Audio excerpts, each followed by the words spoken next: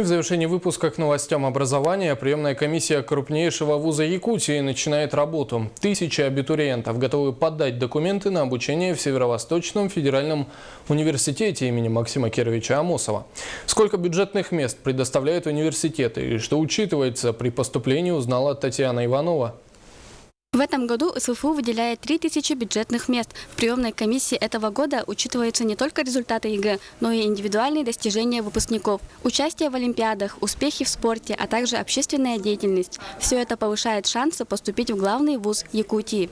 В этом году у школьников, поступающих на лечебное дело, педиатрию, стоматологию, есть добавочные профессиональные испытания, которые они сдают в виде экзамена, в виде тестирования. И также у поступающих на базе среднего профессионального образования в этом году они сдают тестирование по русскому языку и собеседование отвечают на экзаменационные вопросы по разделу биология и сестринское дело. Ежегодно в Северо-Восточный федеральный университет поступает более 2000 человек. В приемной комиссии отмечают, что в 2015 году число вновь поступивших будет больше.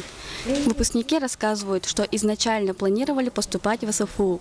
Давно собирался поступить в СФУ на факультет информатики. Хочу стать программистом. Давно мечтал с детства. ЕГЭ написал хорошо.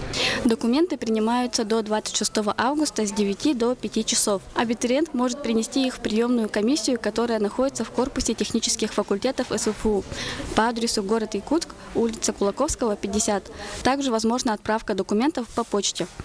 Татьяна Иванова, Иван Семенов, НВК Саха, Якутск.